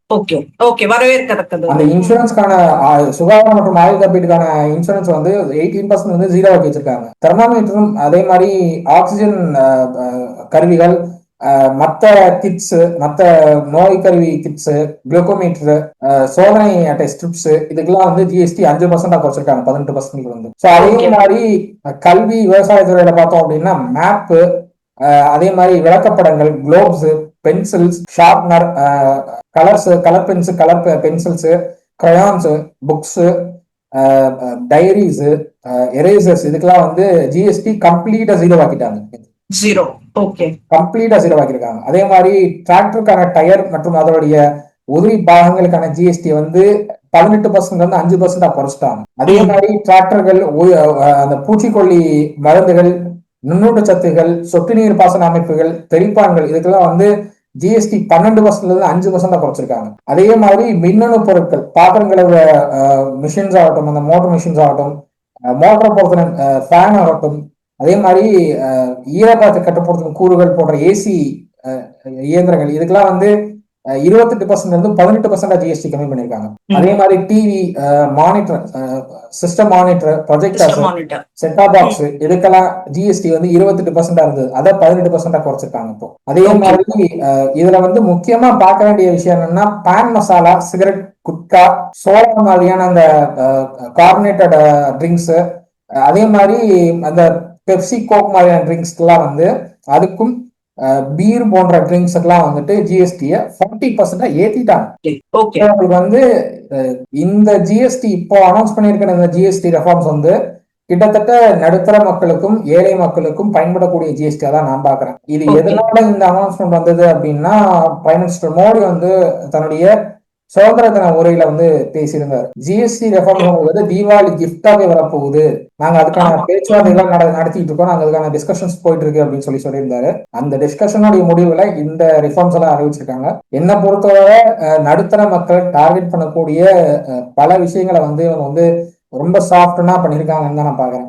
பல ஜிஎஸ்டி 12% இருந்ததெல்லாம் 0% கொண்டு வந்து வச்சிருக்காங்க. லைஃப் இன்சூரன்ஸ் 100% ஜிஎஸ்டி போட்டு இருந்தவங்க இப்ப 0 ஆக்கிருக்காங்கிறது ரொம்ப பெரிய விஷயம். ஏன்னா அதனால வந்து கூடுதலா தவணை கட்ட வேண்டிய சிச்சுவேஷன் இருந்தது, அதை இப்ப குறைச்சிருக்காங்க. அப்படிங்கிறப்போ அது வந்து சாதாரண நடுத்தர மக்கள், லைஃப் இன்சூரன்ஸ் போடுறவங்க நடுத்தர மக்கள் பெரும்பாலானவர்கள் இருக்காங்க, அவங்களுக்கு தவணை கட்டணங்கள் குறையும். நீங்க வந்து தவணை கட்டணங்கள் குறையும் போது உங்களுக்கு வந்து சேவிங்ஸ் அதிகம், கூடுதலா சேமிக்க முடியும். அப்போ உங்களுக்கான என்ன சொல்றது, கூடுதலா நீங்க சேமிக்க முடியும். அப்படிங்கிறப்போ உங்களுடைய குடும்ப செலவுகளை நீங்க அதிக அளவுல பார்த்துக்க வாய்ப்பு இருக்கு. அந்த இடத்துல இவங்க வந்து ரொம்ப அழகா ஒர்க் அவுட் பண்ணிருக்காங்கன்னு பாக்குறேன். ஸோ அதனால ஜிஎஸ்டி என்னை பொறுத்தவரை இந்த முறை கொஞ்சம் நல்லாவே பண்ணிருக்காங்க. இது தமிழ்நாடு தேர்தலில் எந்த அளவுக்கு ஒர்க் அவுட் ஆகும் அப்படின்னா, பாஜக இந்த தேர்தல் பிரச்சாரத்துல எடுத்து சொன்னா மட்டும்தான் ஒர்க் அவுட் ஆகும். பாஜக தரப்புல இருந்து இதை வந்து முன்னெடுத்து இதுக்கெல்லாம் ஜிஎஸ்டி குறைச்சிருக்காங்க, இதெல்லாம் இந்த பிரச்சனைக்கு வந்து சூட்டபிளா இருக்கும், இதெல்லாம் வந்து மக்களுக்கு இந்தந்த சுமைகளை குறைக்கும் அப்படிங்கறத எடுத்து சொன்னாங்கன்னா மட்டும்தான்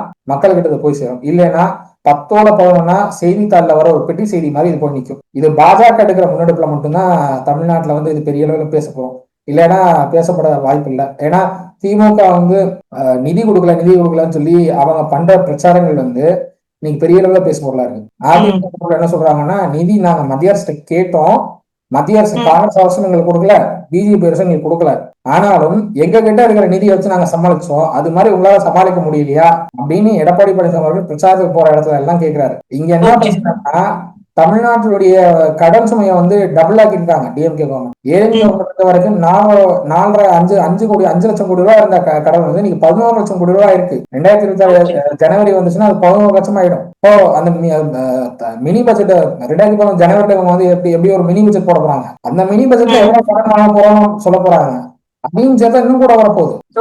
கடன் சுமையை வந்து டபுள் ஆக்கி வச்சிருக்காங்க டிஎம்கே கவர்மெண்ட் வந்ததுல இருந்து. இந்த கடன் சுமையை குறைக்கணும்னா அதுக்கான தேவை என்னவோ அதை பார்க்கணும். அதை பார்க்காம வந்து இவங்களால வந்து செலவு பண்ண முடியாது. அப்போ மத்திய அரசு கிட்ட வாங்குற பணத்துல 50% இந்த கடன் செலவு அடைக்கிறதுக்கும் 50% நிதி திட்டங்களுக்கும் போடலாம் அப்படிங்கிற ஒரு திட்டத்துலதான் வந்து டிஎம்கே மத்திய அரசு நிதி கொடுக்கறது பிரச்சாரத்தை முன்வைக்கிறாங்க. மத்திய அரசு நிதி கொடுக்காததுக்கு காரணம் என்னன்னா, இவங்க வந்து பெரும்பாலான திட்டங்கள், மத்திய அரசுடைய திட்டங்கள் தான் பெரும்பாலான திட்டங்கள் இங்க செயல்படுது. அந்த திட்டங்களுக்கு எல்லாம் மத்திய அரசுடைய பெயரை சுட்டாம இவங்க தனியா ஒரு பேர் சுட்டிட்டு இருக்காங்க. இவங்க கிளைம்ஸ் வச்சுக்கிட்டு இருக்காங்க, எங்களுடைய திட்டம் எங்களுடைய திட்டம். உதாரணத்துக்கு சொல்லணும்னா, முதலமைச்சர் மருத்துவ காப்பீட்டு திட்டம், மருத்துவ காப்பீட்டு திட்டம் முதலமைச்சருடைய மருத்துவ காப்பீட்டு திட்டம் கிடையாது, பிரதம மந்திரி மருத்துவ காப்பீட்டு திட்டம். அது பிரதம மந்திரி மருத்துவ காப்பீட்டு திட்டத்தை முதலமைச்சருடைய மருத்துவ காப்பீட்டு திட்டம்னு இவங்க தனியா பேர் வச்சு இவங்க செயல்படுத்திட்டு இருக்காங்க. உங்களுக்கு central government scheme state government பேர்ல வச்சுக்கிறது தப்பு இல்ல. சென்ட்ரல் கவர்மெண்ட் ஒண்ணுமே பண்ணல, ஸ்டேட் கவர்மெண்ட் தான் எல்லாமே பண்ணிட்டு இருக்குன்னு சொன்னீங்கன்னா நீங்க உங்க நிதியை வச்சு பண்ணிக்கோங்கிற அந்த ஈகோ கிளாஸ் வரதான் செய்யும். எந்த கவர்மெண்ட், காங்கிரஸ் கவர்மெண்ட்லயும் இருந்தது. சரி, ஜெயலலிதா அவர்கள் வந்து ஆட்சியில் இருந்தப்போ மன்மோகன் சிங் கவர்மெண்ட் நிதியை ஒதுக்கல.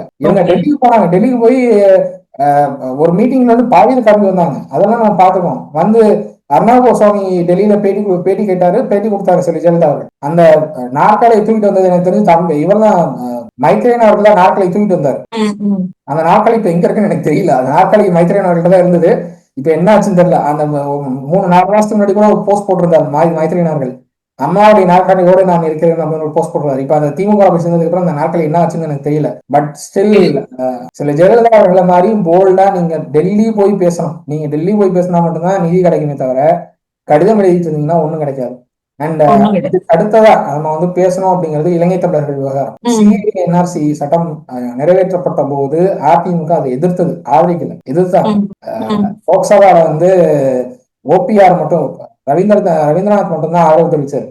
ராஜ்யசபால வந்து அதிமுக சேர்ந்த அத்தனை பேர் வந்து எதிர்த்தாங்க. இன்னும் சொல்ல போனோம்னா அன்னைக்கு ஒரு திருத்தம் கேட்டாங்க அதிமுக தரப்புல இருந்து, இலங்கை தமிழர்களை வந்து இந்த பட்டியல சேருங்க, இந்த லிஸ்ட்ல கொண்டு வாங்க, இலங்கை தமிழர்களுக்கும் இந்திய குடியுரிமை கொடுக்கணும், இரட்டை குடியுரிமை கொடுக்கணும்னு ஒண்ணு தப்பு இல்லைன்னு சொன்னாங்க. அன்னைக்கு அதிமுக கொண்டு வந்த தீர்மானம் திருத்தத்துக்கு வந்து திமுகவையும் ஆதரவு தெரிவிக்கிறார். அந்த திருத்தம் தோல்வி இருந்தது. நீங்க எங்களுடைய திருத்தத்தை நீங்க ஏத்துக்க மறுக்கிறீங்க, அப்போ நாங்க ஏன் உங்களுக்கு ஃபேவரா வாக்களிக்கணும், நாங்க எதுக்கு எதிர்த்து வாக்களிக்கணும்னு வெளியிட பண்ணிட்டாங்க. எதிர்த்து வாக்களிச்சிருந்தாங்கன்னா எதிர்த்துட்டாங்க அப்படின்னு நேரடியாக எதிர்த்துட்டாங்கிற ஒரு பேச்சு வந்திருக்கும். ஆனா இவங்க வெளியிட பண்ணதுனால என்ன ஆயிடுச்சுன்னா, இவங்களுக்கு ஃபேவரா, பிஜேபிக்கு ஃபேவராகவே இவங்க நடந்துட்டாங்கிற ஒரு பேச்சு வந்திருக்கு. அதுதான் பிரச்சனை ஆயிடுச்சு தவிர மற்றபடி சிஏஎன்ஆர்சிக்கு வந்து ஏடிஎம்கே எங்கேயுமே ஆதரவு தெரிவிக்கல. அவங்க வந்து திருத்தம் கேட்டாங்க. இப்போ அந்த வாய்ப்பை வந்து ஏடிஎம்கே தரப்புல இருந்து கொடுத்த அழுத்தம், அதை தாண்டி வந்து தொடர்ச்சியா இலங்கை தமிழர்கள் வந்து ஒரு வாய்ப்பு கொடுக்கணும், திமுக தரப்புல இருந்து கொடுக்கப்பட்ட அழுத்தம் எல்லாம் சேர்த்து இப்ப என்ன ஆயிருக்கு அப்படின்னா, 2015 ஜனவரி 9க்கு முன்பு நம்ம இந்தியால வந்து குடியேறி இருக்கிற இலங்கை தமிழர்கள் முகாம்கள்ல வந்து தங்களை வந்து பதிவு பண்ணியிருந்தாங்க அப்படின்னா அவங்க சட்டப்படி சட்டப்பூர்வமா உரிய ஆவணங்களோட இந்தியாவில் தங்கிக்கலாம். நிரந்தரமா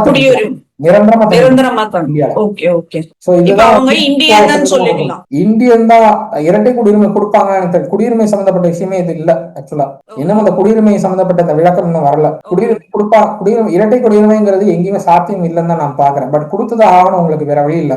இலங்கைக்கு போக அப்படிங்கிறவங்கள நீ இங்க வச்சுட்டு அழகிலா வச்சுக்கிட்டே இருந்தீங்கன்னா அதுக்கான ஒரு பயனும் இல்லைன்னு நான் பாக்குறேன். இப்போ முயற்சி எடுத்துருக்காங்கிறது ஏன்னா என்ன பொறுத்தவரை இது குடியுரிமைக்கு ஈக்குவலா தான் நான் பாக்குறேன். கிட்டத்தட்ட குடியுரிமை கொடுத்த மாதிரி தான் நான் பாக்குறேன். இதான் ஆல்மோஸ்ட் குடியுரிமை கிடைச்சிருச்சு தான் நான் பாக்குறேன். இன்னும் அபிஷியலா அந்த குடியுரிமை நீங்க வாங்கிக்கலாம்ங்கிற ஒரு அனௌன்ஸ்மெண்ட் வந்துருச்சு அப்படின்னா அவங்க இந்திய பிரஜைகளா எடுத்துக்கலாம். அவங்களாம் இது தேர்தல்ல எப்படி தாக்கத்தை ஏற்படுத்தும் அப்படின்னா, சிஏஎன்ஆர்சி விஷயத்தை வச்சுக்கிட்டு திமுக பண்ண பிரச்சாரங்களை மட்டுப்படுத்தும், கம்ப்ளீட்டா ஒண்ணு இல்லாம பண்ணிடும். அது இங்க இருக்கிற பிஜேபிக்கு ஒரு பெரிய பிளஸ்.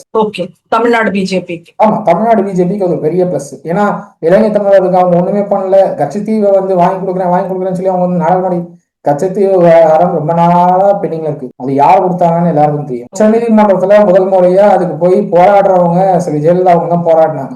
இன்னைக்கும் அந்த வழக்கு பெண்டிங்ல தான் இருக்கு. விஜய் அவர்கள் பேசுற கச்சத்தீவை மீட்ட கொடுங்க பிரதமர் மோடி அவர்களேங்கிறார். நீங்க போய் அந்த வழக்குல ஒரு மனுதாரரா இணைங்கன்னு நான் சொல்லுவேன். அதுதான் இந்த வழக்கு பெண்டிங்கே இருக்கு. சரி ஜெயலலிதா அவர்கள் தொடர்ந்த வழக்கு இன்னைக்கு அதிமுகவுடைய முன்னாள் எம்பி ஒருத்தர் நடத்திட்டு இருக்காரு. எனக்கு பேர் சரி ஞாபகம் இல்லை. கடலூரை சேர்ந்தவர், அவர் தான் அந்த வழக்கை நடத்திட்டு இருக்காரு. அவர் அந்த வழக்கு நடத்துற அந்த வழக்குல நீங்க ஒரு ஐய போட்டு இம்ப்ளிமெண்டரி பெட்டிஷன் போட்டு நீங்களும் ஒரு மனுதாரரை சேருங்க. எப்படி கண்டிப்பா. கர்நாடகா செல்வி ஜெயலலிதா அவர்கள் வந்து ஆட்சிக்கு வந்த உடனே 2014 ஆட்சிக்கு வந்த உடனே அந்த வழக்கு கொடுத்தாங்க. அதுக்கப்புறம் ம். கருணாநிதி அவர்கள் வந்து வழக்கு கொடுத்தாரு. அந்த வழக்குல ஓகே, ஒரு ஓகே. மனுதாரரா தன்னை சேர்த்துக்கிட்டார். திமுகவும் சேர்த்துக்கிட்டார், தன்னையும் சேர்த்துக்கிட்டார். அது மாதிரி தாவேக்காவும் விஜயும் வந்து தங்களை வந்து மனுதாரர்களா சேர்த்துக்கிறது ஒன்றும் தப்பு இல்ல. தப்பு இல்ல.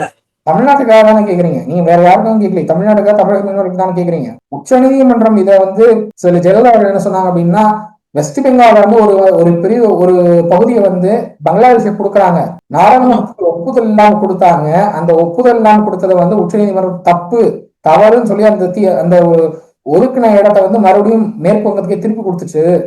அந்த வழக்கை சுட்டிக்காட்டி இந்த வழக்கையும் தீர்ப்பு கொடுங்கன்னு கேட்டிருக்காங்க சார் ஜெயலலிதா அவர்கள். ஓகே. அதே கருத்து தாவேக்கா முன்வைக்கிறது ஒன்றும் தப்பே கிடையாது. தப்பே கிடையாது. தாவேக்கா தரப்பு நீங்க வந்து மீனவர்களுக்காக வந்து பொருள் உதவுறாங்கன்னா இந்த வழக்குல அவங்க இணைய வேண்டிய கட்டாயம் இருக்கு. மத்திய அரசால இதுல ஒண்ணுமே பண்ண முடியாது. ஓப்பனா சொல்லணும்னா மத்திய அரசால இதுல ஒண்ணுமே பண்ண முடியாது. தீர்மானம் போட்டு இலங்கைக்கு தாய வார்த்தாச்சு அந்த கச்சத்தீவை. இனிமே சுப்ரீம் கோர்ட் ஒரு ஆர்டர் போட்டு அந்த ஆர்டரை வந்து ப்ராசஸ் பண்றதுக்காக சென்ட்ரல் கவர்மெண்ட் வந்து இலங்கை அரசோட பேச்சுவார்த்தை நடத்தினா மட்டும்தான் முடியுமே தவிர மத்திய அரசாவே எந்த முயற்சியும் எடுக்க முடியாது. இலங்கை அரசு மத்திய அரசு தொடர்பாக பேச்சுவார்த்தைக்கு வாங்கன்னு கூப்பிட்டாலும் வரமாட்டாங்க. ஏன்னா இப்போ இருக்க அனுராகுமார் அவர் வந்து இப்போ 3 நாளைக்கு முன்னாடி இப்போ இருக்காரு, கச்சத்தீவு போயிருக்காரு, போயிட்டு வந்து பேட்டி கொடுக்குறாரு. கச்சத்தீவு இலங்கையினுடைய சொத்து அப்படிங்கிறாரு. இவங்க வந்து கச்சத்தீவை இலங்கைக்கு தூக்கி கொடுக்கும்போது என்ன ஆச்சு அப்படின்னா, மீனவர்கள் அந்த வலையை வந்து காய வைக்கலாம், மீனவர்கள் அந்த பகுதிகளுக்கு சென்று வரலாம் இருந்தது. இப்ப அந்த சரத்தை இல்லாம போயிடுச்சு. அந்த சரத்தை மறுபடியும் கொண்டு சேர்க்கணும். அதுக்காகவாவது உச்ச நீதிமன்றத்துல ஒரு தீர்ப்பு வாங்குறதுக்கு பார்க்கணும். உச்ச நீதிமன்றத்தில் சரி ஜெயலலிதா அவர்கள் வழக்கு தொடர்ந்தப்போ சுப்பிரமணியன் சாமி அவர்கள் ரொம்ப காமெடியா உச்ச நீதிமன்றத்துல வாதங்கள் வச்சாரு. இது வந்து ராமாயணம் மாதிரியா மகாபாரத மாதிரி போர் தொடுத்தா நம்ம வந்து கட்சித்தீவை மீட்டு கொண்டு வர முடியும் அப்படின்னு சொல்லி ஒரு வாதத்தை வச்சாரு. செஞ்சுதான் ஆகணும், வேற வழி கிடையாது. நீங்க வந்து சீனாவுக்கு யுஎஸ் வந்து அவ்வளவு வரி விதிக்கிறாங்கன்னு சொல்லி சீனாவோட ஒரு நட்புறவை பாராட்டக்கூடிய இடத்துக்கு இந்தியா வந்துருச்சு. அப்படிங்கிறப்போ இலங்கை கிட்ட இருந்து கச்சத்தீவு மீட்கணும் அப்படின்னா எந்த எல்லைக்கும் போறதுக்கு மத்திய அரசு தயாரா இருக்கு அப்படிங்கிறதையும் காட்டுறதுக்கு மத்திய அரசு ரெடியா தான் இருக்காங்க. ஆனா உச்சநீதிமன்றத்துடைய உத்தரவு வேணும். உச்சநீதிமன்றம் இந்த வழக்கை பெண்டிங்கே வச்சுட்டு இருக்காங்க. இப்போ 3 மாசம் முன்னாடி அந்த வழக்கு விசாரணைக்கு வந்தது. வந்த வேகத்திலேயே மறுபடியும் கிடப்பில போட்டாங்க. இந்த வழக்கு இப்போ விசாரிக்க வேண்டிய அவசியம் இல்லை, இந்த வழக்கு அப்புறம் விசாரிச்சுக்கலாம் கிடப்பில போட்டாங்க. உட்பட எல்லா அந்த மனுதாரர்கள் எல்லாரும் சேர்ந்து மறுபடியும் ஒரு கோரிக்கை உச்சநீதிமன்றத்துல வச்சு இதை விசாரிங்கன்னு ஒரு கண்டினியூஸா பிரஷர் போட்டாங்கன்னா இந்த வழக்கு விசாரிக்கப்படலாம், ஒரு தீர்வு கிடைக்கலாம். இந்த விஷயத்துல இதுல சேர்ந்தாதான் வந்து அவங்களால அரசியல் பண்ண முடியும். இல்லைன்னா அதுக்கான வாய்ப்பு சுத்தமா இல்லைன்னு தான் நான் பாக்குறேன். கட்சித்தீவை வந்து நீங்க அரசியல் படுத்துறதுக்கு விரும்புறீங்க அப்படின்னா இதுல சேர்ந்தே ஆகும், வேற வழி கிடையாது. சில ஜெயலலிதா அவர்கள் இதை அரசியலா பண்ணணும்னு பார்க்கல, அவங்க வந்து ஒரு தீர்வு ஏற்படுத்தணும்னு பார்த்தாங்க. பட் அது நாளையோட அது பாலிடிக்ஸ் ஆயிடுச்சு, வேற வழியெல்லாம் போயிடுச்சு. தாவேக்காவும் இதை பயன்படுத்தணும் அப்படின்னா அவங்க வந்து இந்த வழக்குல சேர்ந்துதான் ஆகணும். இதை அரசியலாக்கணும் அவங்க நினைச்சாங்கன்னா பாஜகவுக்கு எதிராக அதை திருப்ப முடியாது. பாஜகவுக்கு எதிராக திருப்பத்துக்கான வாய்ப்புகளும் இந்த வழக்குல கிடையாது. இந்த வழக்கும் சரி கச்சத்தீவு விவகாரம் சரி பாஜகவுக்கும் அதுக்கு தொடர்பே கிடையாது. முதல்ல முழுக்க முழுக்க காங்கிரஸ் திமுகவை சம்பந்தப்பட்ட விஷயங்கள் இதெல்லாம். நீங்க திமுக எதிர்க்கிறீங்க, காங்கிரஸ் எதிர்க்க மாட்டேங்கிறீங்க, பாஜக எதிர்க்கிறீங்க, அதிமுக எதிர்க்க மாட்டேங்கிறீங்க. திடீர்னு அதிமுக யார் கையில இருக்குன்னு தெரியலன்றீங்க. நீங்க வந்துட்டு 2017 வந்து அதிமுக சரி ஜெயலலிதா மறைவுக்கு அப்புறம் அதிமுக யார் கைக்கு போயிடுச்சுன்னு எல்லாருக்குமே தெரியும்.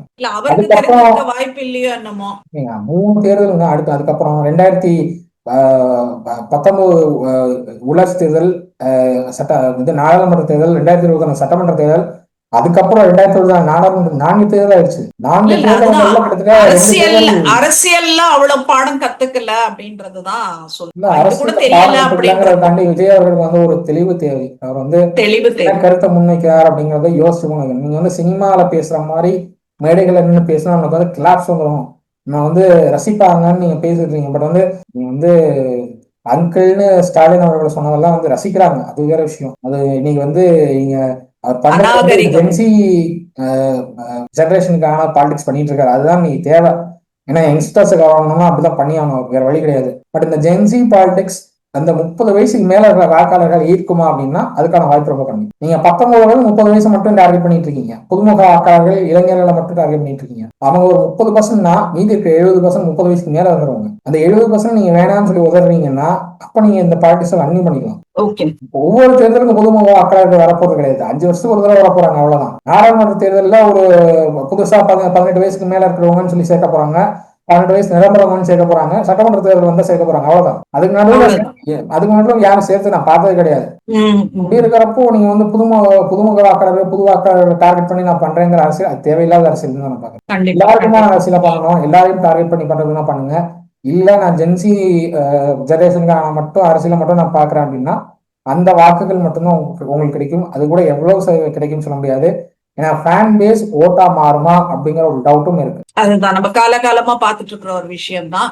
சோ பாப்போம் என்னன்னா என்ன சொல்றது மாற்றங்கள் எல்லாம் நடக்குது. ஏன்னா டிசம்பர் வரைக்கும் வந்துட்டு எதையுமே நம்ம உறுதியாவே சொல்ல முடியாது. என்ன பொறுத்த ஜனவரி வரைக்குமே முடியாதுன்னு தான் சொன்னேன். ஜனவரி பிப்ரவரி வரைக்கும் வாய்ப்பு இல்ல. தேர்தல் அனௌன்ஸ்மெண்ட் பிப்ரவரி செகண்ட் வீக்ல வரும் அப்படின்னு தான் நான் எக்ஸ்பெக்ட் பண்றேன். ஏன்னா பிப்ரவரி செகண்ட் வீக் மார்ச்ல வந்தாதான் ஏப்ரல்ல உங்களுக்கு தேர்தல் நடத்துக்கான வாய்ப்புகள் இருக்கும். ஸோ அதனால பிப்ரவரி செகண்ட் வீக்ல அனௌன்ஸ்மெண்ட் வந்துடும் தான் நான் பாக்குறேன்.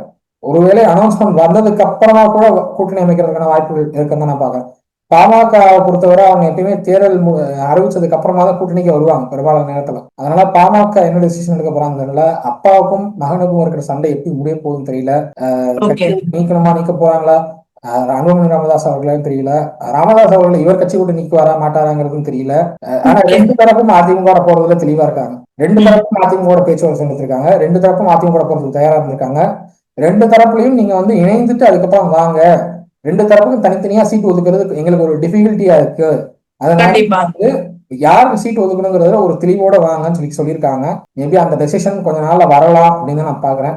அதுக்காக தான் ராமதாஸ் தள்ளி போட்டுக்கிட்டே வராருன்னு நினைக்கிறேன். அந்த அன்புமணி நீக்கணும் அப்படின்னு சொல்ற அந்த கருத்தை வந்து தள்ளி போட்டுக்கிட்டே வராருன்னு நான் பாக்குறேன். டெசிஷன் வந்தா பெட்டரா இருக்கும். தேமுதிகவும் ஜனவரியில தான் அனௌன்ஸ் பண்ணுவாங்க. டிசம்பர்லயே அதுக்கான அறிகுறி தெரிஞ்சிரும் அப்படின்னு தான் நான் பாக்குறேன். சோ பாப்போம் நம்ம ஜனவரி வரைக்கும் என்ன மாற்றங்கள் வருதுன்னுட்டு பாக்கலாம். அதுக்குள்ளே ஏதாச்சும் மாற்றங்கள் வந்தா மறுபடியும் உட்கார்ந்து பேசுவோம். கண்டிப்பா வேறொரு டாபிக்ல வேறொரு நிகழ்ச்சியில நம்ம சந்திப்போம். அதுவரை நன்றி.